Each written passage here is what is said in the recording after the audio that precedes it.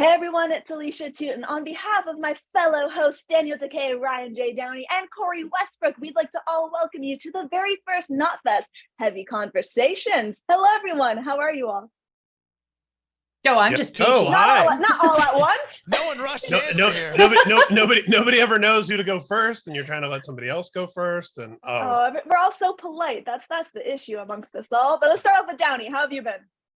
I've been well.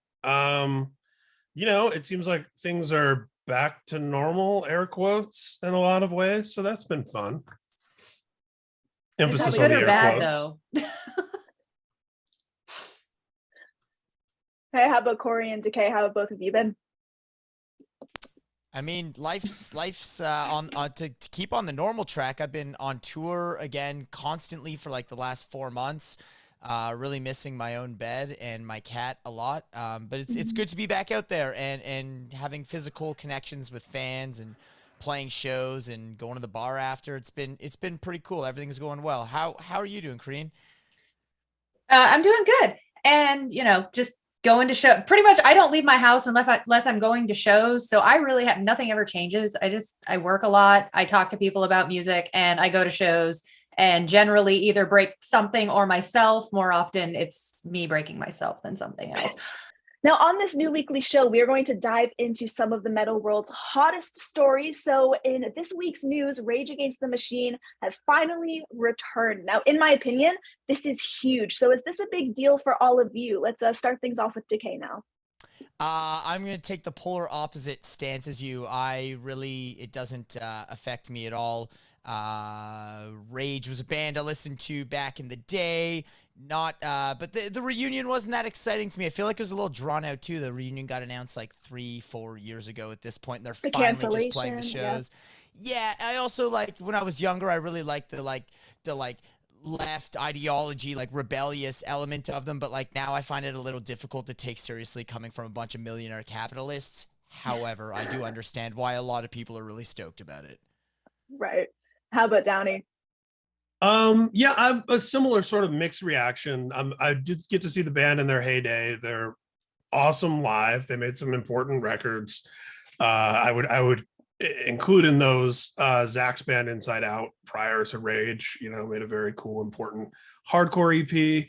I feel like it did lose a good deal of momentum, given that it was so drawn out. I felt like it was announced and then postponed. And obviously a lot of that was the pandemic, but there was also that whole era where they were doing Prophets of Rage, which was Rage Against the Machine with Chuck D and Be Real fronting it. And I think the DJ from Public Enemy was part of it too, but it was essentially Rage. I mean, they were doing Rage songs and, I saw Audioslave perform, and after the first record was out, they were doing Rage songs. So in a weird way, it doesn't really feel like they've been away. I suppose Zach has been away, and for years there's been talks of all this great solo music that Zach has made with Trent Reznor and Dan the Automator. And, I think I'm blanking on some of the other ones, but of all these great collaborations that we've just never got to hear for whatever reason he's never wanted to put out, I would personally rather hear that than have Rage back playing the same songs from the same records. And yeah, to Dekay's point about the political bent, I mean, I always admire any band that has a point of view, whether that's artistic, creative, political, spiritual, whatever. I like feeling like the people who are on stage mean it, and I believe them that they mean it.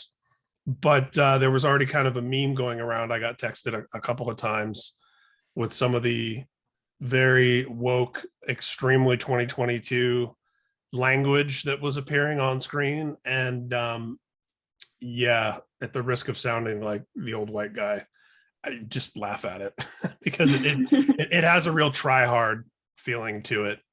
Right. Which it didn't used mixed to have. feelings. Which it didn't used to have. That's I never felt like it had that. Sincere. Yeah, it used to feel very sincere. Now, yeah. And there's a little disappointment with the idea that we're back because we need to be back now. It's like, well, you didn't come back for Trump, and there's been multiple moments where they were a lot of issues in the past that they didn't return for. So I don't know. It's cool. I understand people being excited by it. It doesn't really move the needle for me. How about you, Cori? Well, I am kind of in the same lane as you guys, but I am going to put a little bit of a positive spin on this in that I think it is important and beneficial for any band, regardless of whether or not we agree with them or see their points or think that they're genuine, that is able to get a conversation going and is able to get people engaged and able to get people fired up, especially in a time where people do need to be engaged in politics and do need to be engaged in our society and do need to be engaged in actively trying to improve things. And so I think that their mainstream status, while it is such a meme and it does feel, funky having a whole bunch of millionaires telling you how to live your life better, it gets the conversation going. It gets people fired up, and that's a good thing. So that's my positive take on it all. That was kind of my stance too, because I was looking at their last tours and where they had kind of hit up, and they haven't been to somewhere like Toronto where I'm based since 1999. So I think it's been such a crazy wait. And just when it comes to people loving music, one of my favorite things as a music lover is being able to see bands that I love live, So I think having a band that's so iconic, being gone for so long, that in itself kind of makes a stance. But I completely get where you guys are coming from in terms of the politics and everything else surrounding the announcement. Mm-hmm. But when it does come to records, there's a lot going on. We're a little over halfway through the year, and Knotfest.com have an ever-growing feature discussing the team's favorite records of 2022. So let's talk about them. What has been your favorite album release so far for the year? Now let's kick things off with Cori. Oh, so it's going to be hard for me to choose between my top two for the year, and it's going to be two albums that you've probably not heard of. The first one is called Orochin. They're from the UK. It's a post-metal outfit. They are highly political, but it's so visceral the way that they approach their particular, politics. And there is one song on that album called Convalescence that they use banjo in the most mournful and heartbreaking way. Like, it just digs into your soul and shreds it with those banjo tones. I love it so much. And the other one, it's also a post-metal album by a band called Besna out of Slovakia. And I cannot pronounce the album's title. It starts with a Z. And it's another one where I don't speak Slavic. I don't understand what they're saying, but you can feel every ounce of pain that they put into that album with the vocals and the instrumentation. And it's another one that's just like, it digs down into, say, I'm a redhead, I'm not supposed to have a soul, but it found my soul and it like brought it out. That's how good this shit was. All right, and Downey, how about you? It's the thing that gingers are in search of souls, right? That's why you're stealing them from. Yeah, I earn a freckle for everyone I steal. I am Irish, so I have to stand up for my ginger brethren. What's funny is I'm actually not. Oh, well then, never mind. It reminded me already, like, one of the things I love about this Knotfest feature of doing like a mid-year albums that everyone's stoked on and an end of year albums everyone's stoked on is how diverse the listening habits are of the assembled talent that we've put together at Knotfest over the last couple of years. And it's always really exciting because going through everyone's list, we have so many smart people who are really engaged and who are seeking out unique stuff. It's always so much fun to go through it and not only be aware and celebrating of the more widely known records in the genre, but like all this other stuff. And it's always so much fun to go through and discover things looking at all of your lists. I am probably the resident melodic doom dirge person. And I also have trouble narrowing it down to one record. I've got two I want to talk about. One is the band Death White, whose record is called Gray Everlasting. It's on Season of Mist. And they live right there in the pocket somewhere of, My Dying Bride, but maybe without the rougher edges and maybe more like the commercial era of Paradise Lost, but with a little more bite to it. It's really slick and well produced and sounds big, but it's also, desolate and gothy and just right in my sweet spot. And on the kind of more primal, primitive post-doom end of the spectrum is the band Cloakroom on Relapse, who are actually from, although I don't know them, they're from my home state of Indiana. And their record Dissolution Wave is a concept record, a bit of a space western, although it doesn't sound like outer space or the Old West to me. It's a really immersive, really sort of abstract and mournful, which is a great word, whether it's the banjo, whether it's a synthesizer, whether it's just a really, really heavy guitar, that always tends to hit me right where I live. That's just one of my favorite subgenres. So yeah, Okay. Cloakroom, Death White, those are my records. I love this. Record's amazing. I was about to say, I love this because there are some records I've heard of and then some I haven't. My favorite takeaway from these roundtables is always going out afterwards and listening to them. So let's see what you got to bring here, Dekay. Yeah, like all I do is listen to albums. So when you're like, hey, what's your favorite albums of the year? I usually tell my friends like, hey, hope you have 45 minutes because I have like 70 to tell you about. So I'll spare you about 67 of them this time. Right off the bat, I'm like, you know, I fit into this group as like, I'm more into a lot of the old school sounds. When it comes to my death metal consumption, it's got to be old school. And, you know, when I like my thrash kind of like very 80s sounding. So right off the bat, Voivod Synchro Anarchy has been an insane release this year. Canada. Woo, yeah, Canada's in the house. and representing Canada, exactly. You know, a band that's been doing it since the 80s and still somehow evolving their sound every record. Like no two records really sound the same. There's tons of weird stuff. Like it covers all the bases for me. It's thrashy, it's groovy, it's really weird, and it's got like all the artistic elements about it too. There's tons of fusion sounds, tons of jazz sounds. Visually, the artwork's incredible, and it's like a concept record, so it gives you something else to like play into while you're listening to it. I like really immersive things like that. So Synchro Anarchy is friggin' awesome, and I can't believe Voivod is still putting out records that good. On the total opposite spectrum of thrash, the new Municipal Waste record, Electrified Brain, is stupid fun. It is just so good. Out. It's like, yeah, it just came out last week. It's like 34 minutes, 14 songs, just like non-stop crossover party thrash. Anyone who says that band is just dumb pizza thrash is just completely missing the point, because that is the point.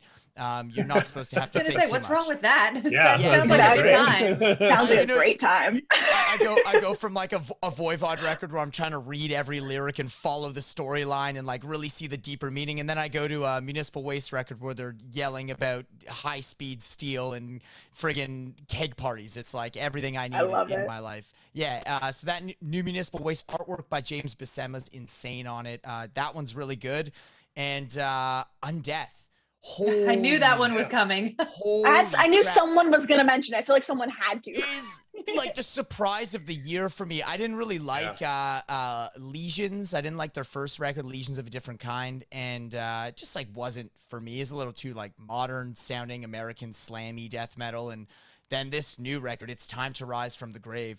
Dude, that is like American death metal done right. Everything I love about the old school meeting, like kind of a new school production meeting head on. The artwork's fucking insane. The vocals are insane. The riffs, everything. That is like, that's my sweet spot for death metal right there. That Undeath record, totally, it like comes from a place of hardcore worship, yet it's presented in the most proper American death metal way. So yeah, there's three that have all come out, you know, different points this year, and I'm still listening to all three. Right. I seriously love how none of us just chose one, because it's so difficult with how many bands are dropping great Impossible. records. Yeah, Alicia, what you got for us? Yeah, I'm about to dive right in. So for me, I've been listening to the Bad Omens record a lot. This album, it's really all over the place genre-wise. They're able to balance new metal. It's super heavy, but then the songs have a really unique pop sensibility to them, and they're super melodic, which I'm always all about when it comes to my metal. So I'm loving that one. Then another notable record is White Lies. I've been a fan of theirs since about 2009, when To Lose My Life came out. I love my indie tunes, and back then that's exactly what that was. Now it's more like an alternative rock group, but this record has some really beautiful pop melodies, and they channel post-punk, which I've always been a fan of, and in a really unique way. So those are the two I've been spinning a ton as of late, but like I said before, of course I'm going to very soon dive into all of yours that I was unfamiliar with. But when it comes to the roundtable, every week we're actually going to end the show with the same two questions. So I know we're going to love seeing how this changes over time. So let's rock and roll. The first one is a favorite new track of the week or favorite track that you're currently listening to. So, Dekay, let's start with you. Like, how am I supposed to pick one? Like, as if anyone Just listens to one. one song. As if anyone just listens to one song. New singles that are awesome, like in the last 3-4 weeks. Still somehow listening to the Megadeth single, We'll Be Back. I think it's the best song that Megadeth's released in years. Like, literally perhaps 10 or 15 years. It's awesome. Can't wait to hear that whole record. The new Bloodbath tune, Zombie Inferno, is friggin' awesome. Love Bloodbath. Love that tune. Can't wait to hear that record. Vulture, High Speed Steel, another wicked single. Still spinning it. Came out like 3 weeks ago, and I still listen to it daily. And pretty much brand new, the new Hatriot single, Horns and Halos. Hatriot, Oakland thrash metal, started by Zetro from Exodus. Now his son is in the band, and they got Nick on drums, and it's rad. Check out those 4, because that's, you asked for one. I said one. I gave you a Come 4-pack. on, dude. Deal with it. Deal with it. I like tunes. If you squish them together and reduce the time in between the tracks, it counts as one track. Just like I'll when let it chips, slide then. My girl, Exactly. love it. You like got when it. chips You are get it. stuck together, that's one nacho. All There right. you go. Or like when there's a hidden track on a CD, and so That's one you're like, song, why is this exactly. song 12 minutes long? Oh. Oh goodness. What are your picks, Corey? So, all right. My number one for right now is the gold chain punk. Who Gonna Beat My Ass from Soul Glow. That song is just absolutely infectious, and I just heard it yesterday. The video is fantastic. Yeah. Nauseating Despair from Phobophilic, because it's me, so I got to have something that's super cheerful. And honestly, the best one probably from the recent releases, Compound and Fracture from Nicolas Cage Fighter. That song just yes. I love how people describe music with just sounds. Stuff. I just want to take, like, I go full Italian with that song, and I just want to smash things. So good. Downey, your turn. First of all, I love Nicolas Cage Match. That's a band name, because that's new to me. Nicolas Cage Fighter. Nicolas Cage Fighter. I love that it's right there in the lineage with Mary Tyler Morphine and John Cougar Concentration Camp, and there's a lot of great portmanteaus that have become thrash and punk band names. Tony Danza Tap Dance Extravaganza. Oh my Exactly. God. So I bought that on CD just because of the name, like a million years ago. I'm like, I have to own this because it's so freaking silly. I did the same thing like 2 weeks ago with Psychedelic Porn Crumpets, because what a name. Oh my gosh. Necessary. Yeah. And I do want to say, I'll be fast about my picks, and I want to say before I get in there that our editor Ramon at Knotfest.com asked each of us to pick 5 records for an article he's doing about the mid-year album report, and one of my 5 that I didn't talk about today was the White Lies record. So yeah, I saw them for the first time way back in 2010. They played a festival in Silver Lake where I was there actually to interview the band Travis, and I didn't know anything about White Lies, and it was like one of those moments that happen too infrequently at festivals. You're like, what is this? Anybody who loves Joy Division, Interpol, anything like that, White Lies has been putting out incredible records for a while. Approved. And I got to go in there with Mr. Dekay. My pick was going to be that Megadeth song. That's the band that got me into metal. Still one of my favorite bands of all time. I agree. It's the best Megadeth song we've heard in a very long time.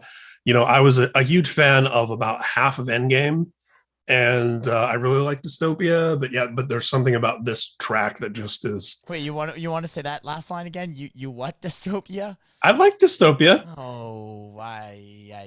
I might be a little shade. Endgame was really solid though. The problem with Endgame for me is that the half that's amazing is like perfect and incredible, and then the half that's forgettable is forgettable. But this song is we can definitely both agree that this song is like exactly what we want to hear from a Megadeth song. It's incredible. It's Hangar 18. It's the solos. It's insane for me. It's like that Hangar 18 vibe with the solos back and forth. It's nonstop leads and that riff at the end is just that best insane. Riff in the song. It's like unexpectedly like heavy because you think about Megadeth being fast and catchy and technically proficient. You don't always necessarily think about Megadeth as heavy, and that's like a heavy Megadeth riff. And then the other song I was going to say with I got to put my little bit of my disclaimer for my bias here because this is a band that I work with. But Demon Hunter put out a song called Silence the World about a week ago, which features Tom S. England of the band Evergrey, who are one of my favorite bands. And it's a 7-8 minute long sort of epic power ballad. And hearing those two voices together is just like, again, hits my goth metal sweet spot. So those are my songs. Okay. For me, I've been listening to a lot of Canada's very own Dead Tired. They dropped a single called Tyrant's Palace, and it's just so heavy. It's like one of those, instantly I'm like, oh, okay, this is going to be like a classic hardcore banger. I'm super down. It has a really cool groove. And the music video I've watched probably 10 times because it's just so bizarre and has so many what the fuck moments, and I'm all about that. So that's like my one for the week. I'll keep it nice and sweet. And also, though, actually, maybe won't keep it so nice and sweet. I've been on I know it's not completely metal, obviously, but we had Open Field here. Finally, I'm getting into Rolling Stones full on, and I just can't stop listening to Beast of Burdens. That's like my number one song of the entire week. Throw that out there. But the last cue of the day happens to be about tours or festivals that were just announced, and the ones we're all most excited for. So for me, Steel Panther are coming back to Canada. They were the last gig I saw right before the pandemic. Have not seen them since, so I'm going to hit them up here in Toronto along with in Edmonton. And then Knocked Loose also announced a tour with some great support too. And every time I see them live, it's just fun. They always sound great. It's a fun atmosphere. Everyone's there to have a good time and dance along. And that's what I'm all about. So let's kick it to you guys. How about you, Dekay? That Knocked Loose tour is monumental as well. If you saw the rooms they're playing on that tour, those are by far the biggest headline shows they've ever done in their career. This is it's a big moment for them. I actually just saw them in France. They were playing on Hellfest the same day as us, and they put them on at perhaps a little too early for how well that band's doing. And it was the only band of the day I saw with that many people that early. That band is poised for huge shit. Tours though, stoked about this At the Gates. Gonna be 27-year anniversary of Slaughter the Soul now because it's been postponed for so many years. Municipal Waste support, Thrown into Exile, shout out Mario, Enforced, wicked support bands. Gotta catch that. Seeing it at Psycho, but hope I can see it elsewhere as well. And just this morning, they announced that insane Amon Amarth, Carcass, Obituary, and Cattle huge. Decap. Yeah. That's massive. Dekay's already done my pick. That's what I was going to say. Amon Amarth and Carcass. Downey, we're road tripping. We're that going was to what every I was going to say show. too. Let's do it. Holy shit, look at all of you guys. Let's go. Round Table goes on tour together. Let's all go to that. I have no idea how down I am for that. Live stream commentary throughout the night, every tour. Just me live streaming from atop the audience. My natural habitat. This is a tour with 4 bands that everybody fucking loves. Here we are. Yeah, let's do it. And I want to get in the Viking ship at some point. Just storm it. I just storm the Viking ship because that's acceptable. It's a Viking show. It's you're being culturally appropriate at that point. I've played a lot of Assassin's Creed Valhalla, so I think I'm prepared to it's fine. conquer the Amon Amarth boat on this tour. Corey, whoever got to go first was just obviously going to say that tour. That is an insane. And it's hot off the press too. They got it out 5 hours ago. So And their Portland date is on my birthday. So shout out to that tour booker for the awesome birthday present. Thank you for that. I'm also stoked for the fall Knotfest Roadshow with Ice Nine Kills and Crown the Empire. Oh yeah. Who isn't stoked about that? Shout out to this is Knotfest. But I'm stoked for that. And I will say this though. I did go see Slipknot with Horror and Cypress Hill. Amazing show, but I'm a little salty that security would not allow me to crowd surf. So I need to double crowd surf because I'm behind on my quota. Well, we know you're gonna hit it this time, so The Definitely. Euro leg with Ginger as well. That's gonna be friggin' awesome. And Knotfest Germany full lineup announced looks insane. Yeah, it does. some good stuff. Pulse good Fest in stuff the coming. UK. That's gonna Yeah. be boss too. In person, first It's time. great. That's pretty. Knotfest pretty is seriously just crushing it right now. I was gonna say, isn't it- obviously, it's isn't it something nice to be able to- we're supposed to say, but it's nice. Right. I know you're going with Hey, that, to actually be repping a company that's doing some really dope shit. To not It's feel like awesome. we're just shilling, like, oh yeah, and we've got some No. cool shows too. Like, no, we actually really do. We No, do. we have some great That- shit. That, yeah. that makes it Pulse very Fest easy. UK has orbit culture. Like who would not like who doesn't want to see that band live? They need to get their asses over here though. Who would not? See what you did there. Ha. Ta-dum. Now there's so many incredible tours on the horizon. Of course, tons of records that have yet to drop for the rest of the year. So for all of that and more, everyone, all you have to do is hit up knotfest.com. And thank you so much for watching Knotfest Heavy Conversations. On behalf of my fellow hosts, Daniel, Dekay, Ryan J. Downey, and Cori Westbrook, I've been Alicia Atout, and we will see you all next week. Until then, bye.